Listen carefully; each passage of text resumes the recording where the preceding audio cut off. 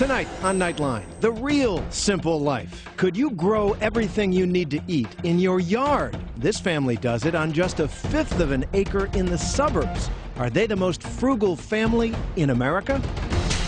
From the global resources of ABC News with Terry Moran, Martin Bashir, and Cynthia McFadden in New York City, this is Nightline, May 15, 2008. Good evening, everyone. I'm Terry Moran. Tonight, eating local, really local. Buying food that's grown nearby has a profound impact on the environment. It's yielded an entire movement. They call themselves locavores. But if you take it to an extreme, growing everything you need on your own property, it can also be easy on the pocketbook. And you don't need to own a massive piece of rural property to do it. It's possible in the suburbs, as John Donvan discovered on a very different kind of family farm just outside Los Angeles.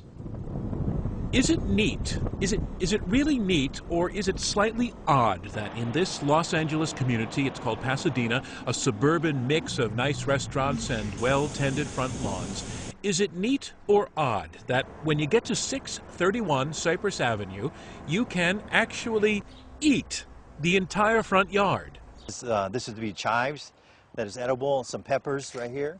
It's true. We have kale here. This tree is a guava. Everything that grows here. We use these lavender as garnish. Everything. This is Swiss chard. Everything can be eaten. And then even the pansies right there are edible flowers. So so we used to have the pansies and those nasturtiums along that side right there. And that's what this guy who lives at 631 does full-time. He has no other job. Okay, this is more kale, and this is a pineapple guava. He grows food, and then he eats it. And by the way, it runs down the side of the house and into the backyard. We maxed out the place with raised beds here. And of course, up the driveway. This is Jules Gervais's 1/5 of an acre, his little family farm. His way of breaking free without really going anywhere. We eat rich, I tell you. And the way we live, it just seems like it's, you know, something you would dream of. The we he speaks of are his kids who grew up here, and 3 out of 4 of them have stayed on into their 20s and 30s. They don't have other jobs either. What they don't eat, they sell. Not that it was easy for them when they were little, and their dad, to save money, stopped watering the front lawn and began preparing to plant crops there. We had a rough go in the neighborhood. My children had some issues with the other children wanting to know what's up with your dad. But sure, he can laugh now because, for one thing, he got it looking like this eventually. It's actually quite beautiful. And for another, he's just about got it working. His plan, which is, what exactly? We're just trying to do it ourselves. We're trying to make ends meet. We're trying to put food on our table just like the pioneers did in the old-fashioned West not so long ago. Jules is not an anarchist, and he does not hate money. What he hates is working 9 to 5 for someone else and being a slave to paying bills. Growing your own food is recession-proof. You don't have to worry about the prices. When you depend on other people, you become powerless. You know, you get a pink slip. Now what do you do?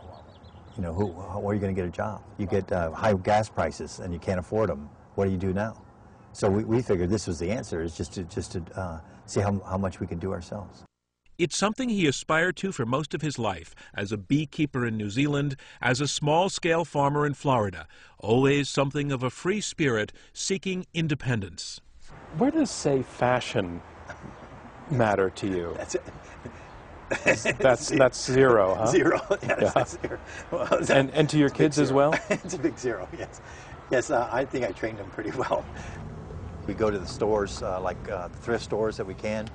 We like secondhand goods. They're well made, and we can make a good use out of them. People just have so much clothes, they just, give them away, and you end up getting a really decent pair of clothes for cheap. Most of the furniture in the house was either inherited or lifted from various curbsides before the garbage truck got there.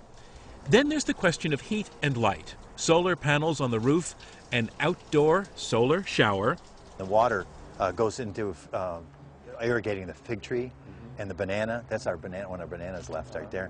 And a kitchen where his daughter, Anais, showed me a hand-cranked blender, which actually works fabulously well. I think too many times people are pushing goods, consumer goods on you that you might necessarily, not necessarily need and use on a daily basis. So we're just showing you can, go back to basics. And the real money saver, especially lately, this is their car. They took me along for a ride. It's a diesel engine, but they never buy fuel. Instead, his son Justin makes it out of waste vegetable oil he collects from local restaurants, and it costs them about $1 a gallon to make it. At a certain point, this car, these crops, their persistence, it made the family, rather than odd, into an interesting part of the community. Neighbors began dropping by to purchase eggs and vegetables. School children visit on field trips. They even have an internet business now selling earth-friendly farm tools. This family of 4 lives on $30,000 a year. Do you feel that you're in poverty? I just don't feel poor. I feel blessed, I feel rich. Late one afternoon, son Justin gassed up the car with his homebrew fuel, and the Gervais family set out to visit the local restaurants that they supply with fresh vegetables, such as Elements, a new place in town with a superb chef named O'Neill Chibas, who loves their stuff and names one of his salads after the family. This is actually your salad, your name in the menu. But the thing that strikes me is that you are the last guy in the world who would pay $13 for a salad. Well, am I right about that? Well, it's because we're frugal. Well, it's true. Jules' lifestyle at this point depends on there being enough people who will pay $13 for a salad. Otherwise, he doesn't have that market. He also depends on nature being nice to him. He needs rain. You're much more tied in to whether it rains or not than you are to what's happening with the interest rates out there. Yes. Then there are the social consequences of their profound frugality. It saves a lot of money because he doesn't have to pay me. You wonder how or where these young adults who are here with each other all day, every day, ever get to meet other people. Do you see yourselves, you and your sisters and your brother, getting out and getting married and starting families and moving away? Yeah, we're looking for farmers.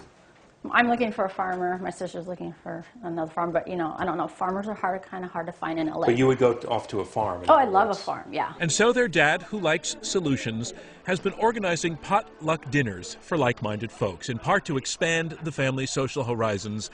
And of course, the entertainment, it doesn't cost a dime. But more important, it's homegrown, practically a part of the garden. I'm John Donvan for Nightline in Pasadena, California. An alternative lifestyle, and they certainly eat well, too.